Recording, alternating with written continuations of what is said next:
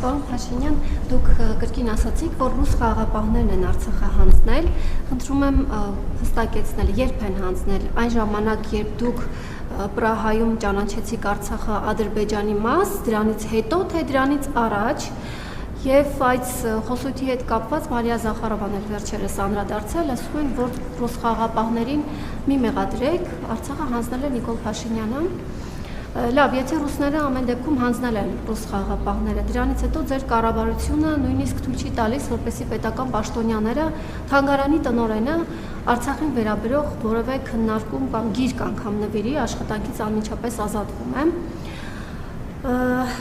Վլադիմիր Պուտինի եւ Ռուսաստանի հետ հարաբերությունների մասին ամեն անգամ, երբ հարց ենք հնչեցնում, դուք հիշում եք Լուկաշենկոին, այնպիսի տպավորություն է, ասես Պուտինի մուրը Լուկաշենկոից է քանում, ինչով է պայմանավորված, այդքան մեծ դերակատարություն ունի հայ-ռուսական հարաբերությունների մեջ Վլադիմիր Պուտինը։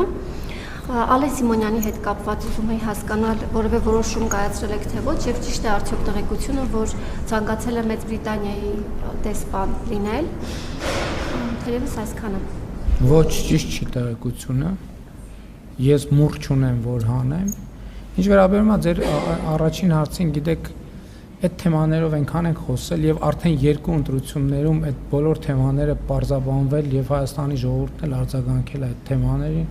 այնպես որ անդադ նույն հարցը ծամծմելը չեմ կարծում թե որևէ իմաստ ունի։ Համենայն դեպս,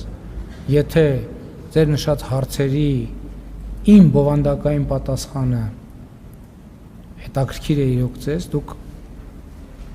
եթե ոչ հազարավոր, հարյուրավոր էջերով նյութեր,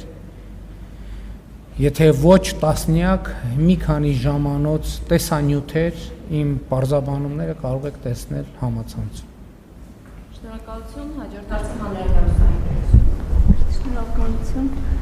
Պարոն վարչապետ, Հայաստանից Ռուսաստան արտահանումների սահմանափակումները վերացնելու հետ կապված երկկողմ հանդիպումները, քննարկումները կարծեք թե արդյունք չեն տալիս։ Հետաքրքիր է այդ